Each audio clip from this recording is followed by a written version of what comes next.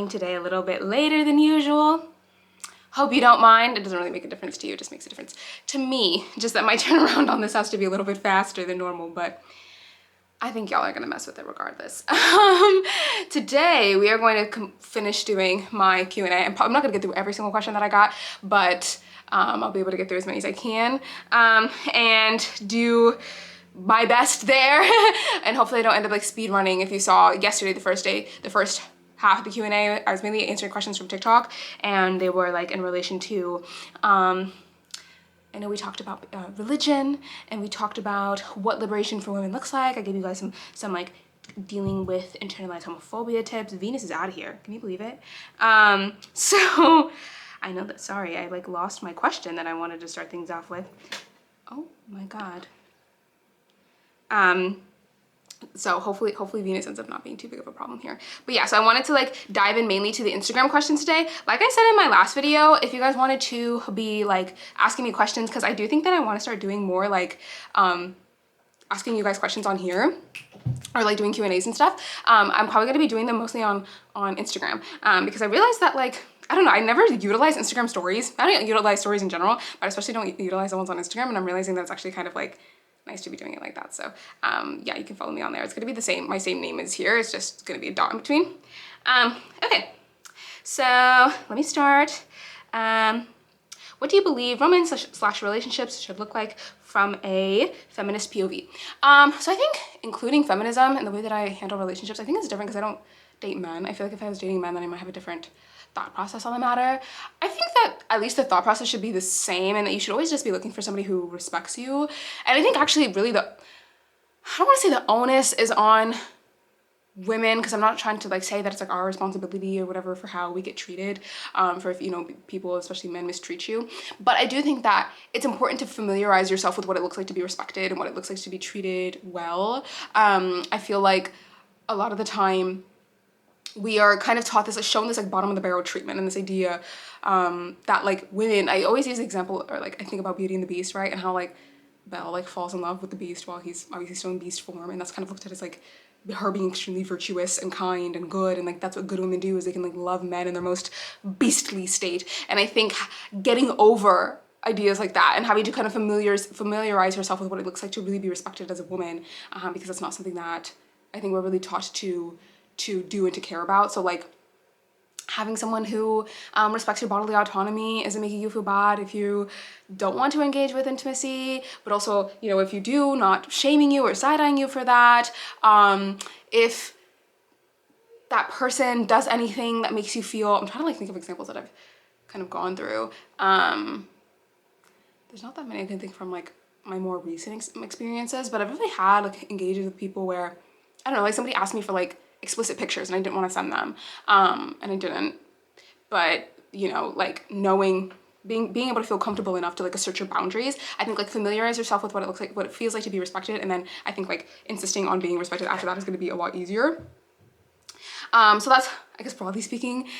I know I talk a lot about like pornography. That definitely plays a role, and personally I'm of the stance that I think it's better to date somebody who doesn't watch it, just because that's just kind of where my politics lies. Not even necessarily because out of feelings about the industry, even though that definitely informs how I feel, but just more so like I don't really like the way it makes people think about, even with women who watch it. I don't like the way that it makes you think about people's bodies. My cat is literally chewing my toes right now. I don't like the way it makes you think about people's bodies in intimacy. So that's kind of like my boundary that I have that's informed by my feminism. I'm trying to think if I have any like dating rules that have to do with my feminism. But yeah, I guess that's a big one. I don't really send explicit pictures because I don't like, I guess that's kind of, does that kind of go back to my pornography thing? It's maybe actually, I think that one was kind of fueled by my feelings about pornography, but actually mostly has to do with like, I just don't really trust people. And also I just think, you know, it's a little corny. Early on in a relationship. Obviously, if you're with someone you trust and whatever, then it's different, but what radicalized you? Was it a singular experience or a lot that piled up? Most significant one? What radicalized me? I think maybe content about pornography, because I think I always felt like a dissonance with the conversation around in this kind of idea, like this kind of like sex positive idea that like we shouldn't really think critically about like the sex industry, and that like the biggest problem that people face in the sex industry is like feeling shame over their consumption of porn, or something like that, and like not really wanting to have a conversation about the women who are within the industry, about how the industry treats them, how like pornography exposure impacts people, what the reality of that is like right now, which is the fact that like a lot of young people are being exposed to porn. I think the average age is, I think it's even less than 10 years old, and like the impact that that ends up having on people. Like, I think that was probably the number one conversation that radicalized me, that like I think I always felt dissonance about, and then it wasn't really until I started to get into feminism that I started to like find answers to that, that like really opened my eyes and made me feel like I wasn't crazy. My favorite musical artist is definitely Lana Del Rey. Do you guys want to see her? She sleeps above my bed. I love her. Blue Banisters, the title track off of Blue Banisters is probably my favorite song by her, or the title track from Did You Know That There's a Tunnel Under Ocean Boulevard. Do I have a crush on anyone right now? No, unfortunately. I wish I did. I'm manifesting a crush. I would like one. I think it'll be a good place for me to put my attention this summer. But I'm like looking for something that's like just a summer fling. I don't know why I'm saying that like that's like an Amazon order. Opinions on female feuds in the media constantly perpetuated by the masses.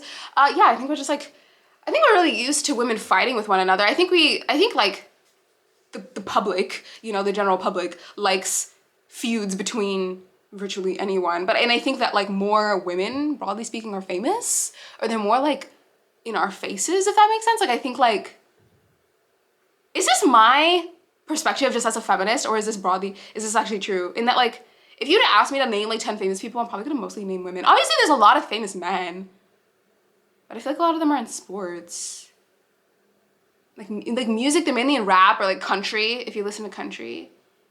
But like pop stars, like big pop stars, they're always women. Or like men are in politics. I guess I'm just bringing up that side to be like, I do think an element of women fighting with each other in the media just has to do with that.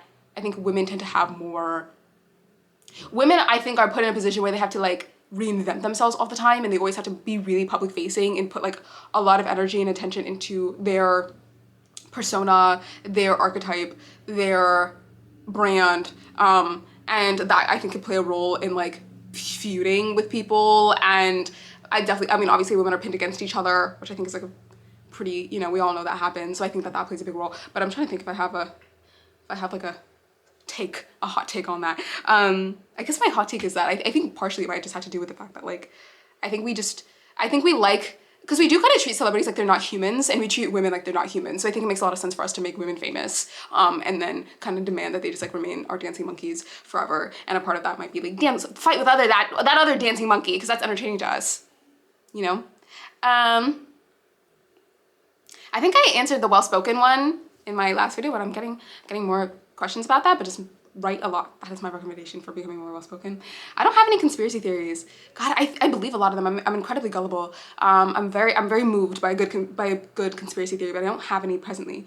How do you identify the fine line between being realistic and lacking confidence? Ooh, I think that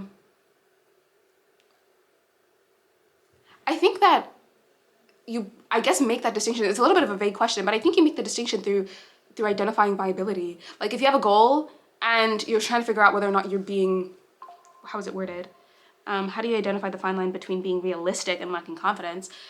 If you're trying to figure out whether or not you're being unrealistic, or whether or not you're like lacking confidence in the pursuit of something, or if something is legitimately unrealistic, I think you do that through figuring out how viable or like available that thing is to you. So I'm trying to think with my goals. Like I've always had the goal to like be able to write professionally, and obviously like that felt really unrealistic for a very long time. And then I was like, what are some really practical steps I can do towards doing that, towards getting to that goal? And then I just started like taking those steps. So I think it's like, I don't know if my goal, I do kind of think that like, I am a little bit of like an optimist, in that I think like you can kind of do anything that you really believe in, but I think that you can't do everything. I think that's honestly my main advice, is like you do kind of have to have like a goal at the end of the day that you're in full devotion to. So I think if I woke up tomorrow and was like, I really want to like go to space, you know, then I gotta go change my major, study aerospace, do whatever the path is, and like give it my all. And it's not a guaranteed path, but then maybe I'll get close, you know? So I think it's really, to me, it's less of a question of is it realistic and more of a question of do you want it enough to make it realistic. It's a quote. Man, y'all really want me to talk about religion. I talked about that in my last video. What are you studying at UCLA? I'm studying English. I've been flirting with picking a new major because I take a lot of English classes, obviously, in my community college, which community college is very different than university, very different than UCLA, but I don't know if I loved it enough to go study English again. Because I really, what I wanted was to study creative writing, but UCLA didn't have that as a major, but I'll definitely be taking it as a minor. But I'm wondering whether or not I want to change my main major to perhaps gender studies, perhaps sociology, perhaps religion. That's the one I really want. I actually think that's really interesting. I kind of touched on it a little bit in my last video. I love religion. I think religion's really interesting. So maybe I should do like a whole dedicated video on it. But yeah, I've been flirting with doing that.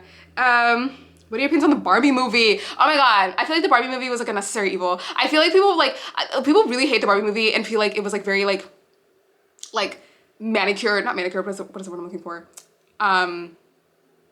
Like diluted feminism, you know? And I get where they're coming from with that, but I think when we're talking about the general public that like doesn't understand like a particle of like radical feminism and this like understanding that women as like a class are oppressed, and what that oppression looks like and manifests as, and like these forces that are plaguing women. Like I think that it was probably going to be, we're talking about Mattel, you know what I mean? We're talking about like huge corporations that made that movie and lots of money went into it. Like, I think that was like as much feminism as we were going to get on the big screen, and I'm not super mad at that. I don't know. There's a lot of other like feminist films that I think handle women's liberation and like bodily autonomy in really interesting ways that aren't as direct as the Barbie movie did. So I do think we have interesting media out there. Like I just watched Obsession and that was really interesting. But is it like presented as like a feminist film the way Barbie was? Like, no, not really. But I still think it's moving, you know, and perhaps because it wasn't presented as a feminist film, it's actually impacting more people and putting those thoughts in your head about like bodily autonomy, or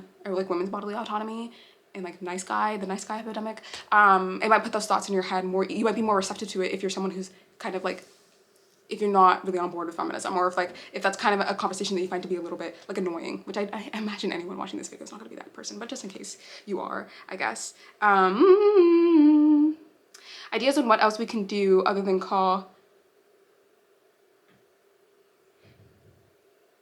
Oh, I think, okay, so this is asking, this question was worded weirdly, but I think this is about like explaining to people why the B word feels like a slur. And like how you can get someone to stop calling you that. Personally, I'm not really big on like encouraging women to explain their boundaries to people. I think that if you don't like being called the B word, you should just say that and people should respect it. I don't really think you should have to give any sort of soliloquy or like MLA formatted essay on like why that makes you uncomfortable. People should really just like take that and just be like, okay, cool. And I do think that people kind of understand that like the B word is not like a neutral term, and should be like receptive towards that. And I think anyone who is like looking at you crazy and thinking that you're doing too much by like not being comfortable with that word is someone who is trying to get one over you or trying to like make you change your boundaries in order to like let that person speak freely. You know, it's just somebody who wants to just like walk all over your boundaries, which I don't think is cool. So I don't even necessarily feel the need to explain it, you know, like I don't recommend explaining it. Should we judge people based on their body count? That's an interesting question. Okay, let's get into it. You guys are kind of getting my live reactions because I didn't look at them too hard before I started. Should we judge people based on our body count? Maybe I have a different answer. Okay, here's my thing. Judging somebody off of their body count and thinking because somebody has a certain amount of bodies that means that there is something like wrong or gross or bad about them, or like they have committed some sort of moral failing. That is not something that I'm on board with, and that is not a question that I'm interested in entertaining. I think, however, sometimes like when we have conversations about body counts, and like especially from a feminist perspective, where like having a conversation about a body count or like thinking about a person's body count is completely irrelevant and like not, you know, it's very much divided by like low body count good, high body count bad, and it's all rooted off of this assumption that like intimacy dilutes you and makes you what's the word, dirties you, and like that's kind of like the thought process. Here's my thing. I do think that people's sexuality can be like indicative of who they've been and like certain life experiences they've had, and like there can be like something really complex and interesting there, and that like people's sexualities and people like I don't know, like relationship to other people is something that I think is relevant if you are engaging with another person, you know, like it's about taking that person in their context, you know? So it's not like judging them, it's considering that they've committed some sort of moral failing. I'm like trying to like think of an analogy. You know, like this is like stupid, but I'm like thinking if somebody owned, like if I went on like hygiene talk on TikTok, and they like always like being like, oh, this is the new body wash that we're all buying, like this is the best body wash, whatever. This is so random. But I'm like, so if I went to somebody's house and they just had like a bunch of like body care products, like a bunch of them, or if I asked them for some reason, I was like, how many body care products do you have? And they had like a lot. And then I might be like, oh, like why? Like why do you have why do you have a lot? And they might be like, oh, I spend a lot of time on hygiene talk and I get really into hygiene products. Or my friend works for this hygiene company and I get a lot of products through her. Or I make content and I talk about hygiene so I get sent a lot of products.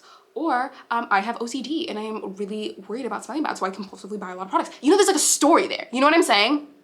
And it's not inherently good or bad. If somebody said, oh, I have 2 products, I'd be like, okay, that also makes sense. That's like appropriate. Or somebody's like, I have 1 product, then I might be like, don't you want to have a little bit more? Like, doesn't that make you feel a little bit weird that you don't have, you know, maybe a backup? What if you ran out? Like, what do you not have anything? Like, actually, they might be like, no, you know, I'm someone who, like, I really hate having clutter in my bathroom, so I don't like owning very many. Or someone's like, maybe I share my bathroom with a lot of different people and I don't have a lot of space to put stuff. Do you see what I'm saying? Context. It tells you more about a person.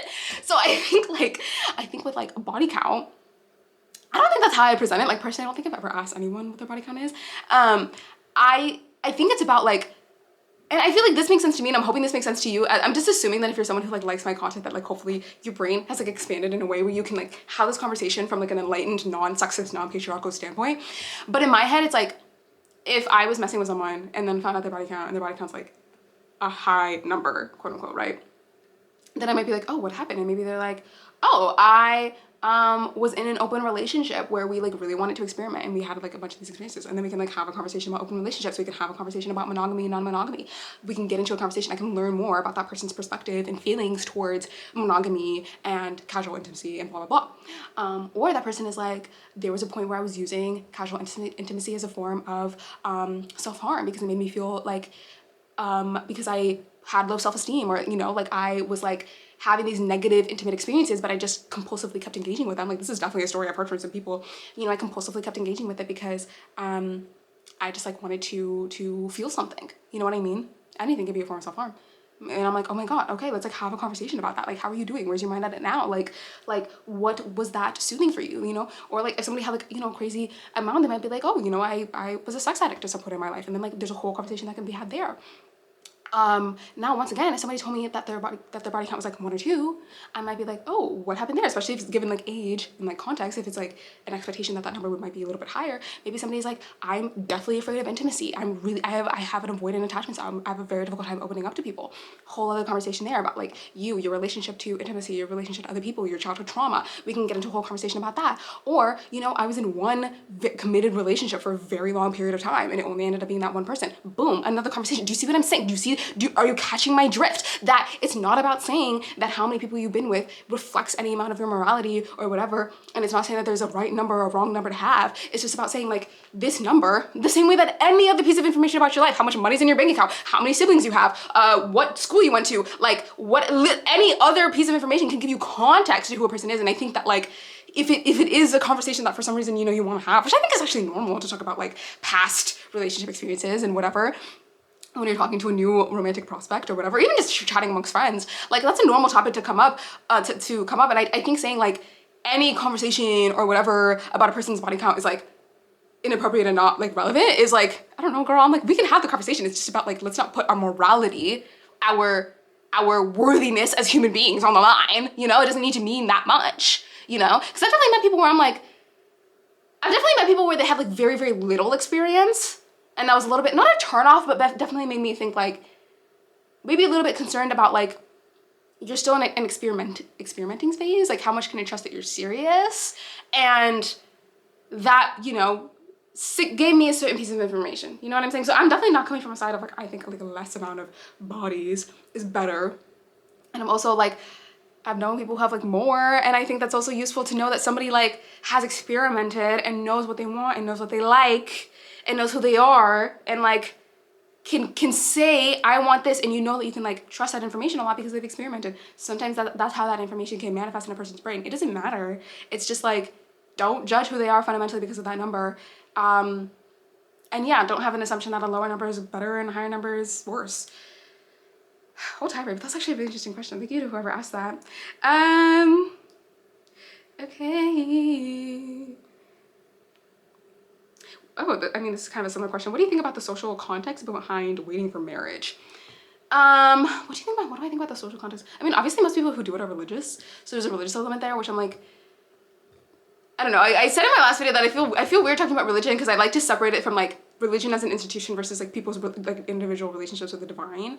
If we are to talk about the role of like patriarchy and religion and like, specifically this concept of waiting till marriage, like obviously there's like to me, I think broadly speaking, I made this conversation about virginity and just this understanding that virginity is a social construct. And I think the fact that virginity, people feel like the only way it could be like measured, that the only sort of like physical manifestation of a person's virginity, the hymen, is something that's only present on a woman's body, is very reflective clearly of like the way that we think about virginity. Like the fact that we think virginity is really important, but the only way that we can measure it is on a woman's body feels like, oh, it just feels like we want to be able to control women's bodies, that we want to be able to, that we really only feel the need to apply the concept of virginity to women to be able to measure their purity based off of whether or not they're a virgin.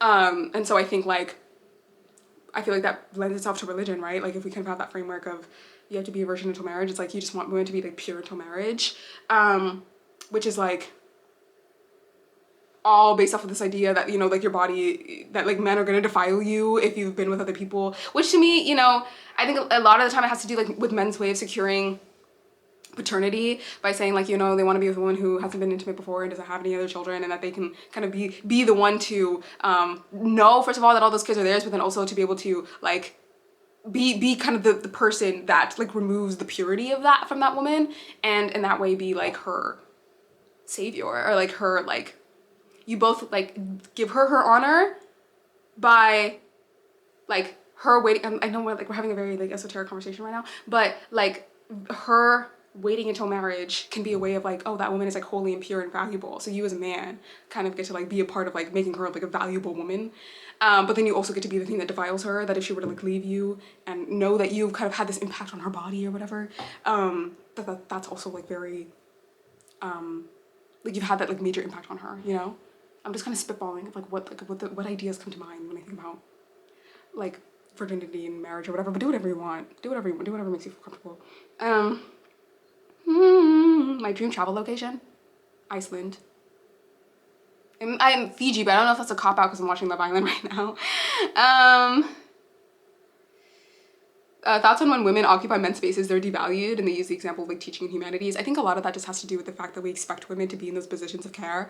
So like nursing, teaching children, the humanities, whatever, like studying people, and like a lot of female dominated fields, like working with the elderly is one of them. Social workers, I think, are one of them. I just think it's like we just have that expectation that women are going to like be in positions of care.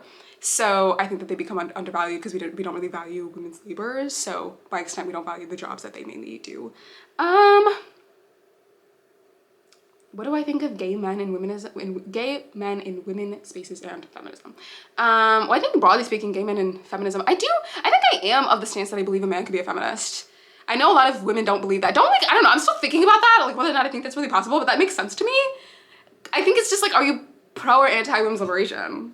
And I don't necessarily, and I don't think it's useful to say that men can't be feminists, because I think like, it'd be nice. Obviously, like their male privilege could advance the movement if they decide to use it. I don't think very many men are. Let me say that. I don't think very men are, but I think it's possible. How do you feel about the term big back being used by skinny white girls? I think it is exactly what the term was used for. I don't think like, obviously people use big back to like weaponize it against actual overweight people. But I think like the vast majority of the times when I see the term big back being used, it is skinny girls in general, who are just like, you know, feeling big because they had like half a cookie or something. I think that's like, I don't know, I think like skinny women do this all the time, where they're like trying to like liken themselves to like genuinely overweight people, and, you know, always wanting to just like talk about how terrible they feel over their bodies or whatever. And I can hold a lot of space. Like I feel bad that you know about that insecurity. It's obviously very difficult to be an insecure person. It's very difficult to be a woman in this world, even if you're skinny. Like I hold a lot of space for that, but I also think like it does kind of get like annoying having to like hold space for skinny women's belief that they're fat. Especially since like, I don't know, as someone who was fat at some point, like I remember just engaging with skinny girls and they'd just be like, it's such a big back, and it's like you're saying that because you want me to tell you that you're not big, you know? So I guess that's my thought. I find it annoying. But it also is like kind of exactly what I think the term is designed to do, is just to kind of like give skinny women like an opportunity to talk about their bodies more. Someone said being so educated, especially in the horrors of society and history, how do you not let it affect you? It does affect me. That is my hot take, is that it does affect me, and it makes moving through this world very hard. I think I'll do one more question because my camera's also about to overheat. How old were you when you escaped the shackles of internalized misogyny? I think there's just an assumption that you just kind of get over it, which like I have yet to get there, if that's something that's going to happen. I feel like it's something I still experience. Oh my god, that like scared me. Okay, I will, hold on. I'll call back my sister in a second. It's still something that like impacts me. I'm trying to think of like, I mean, obviously I still have a lot of judgments over my body.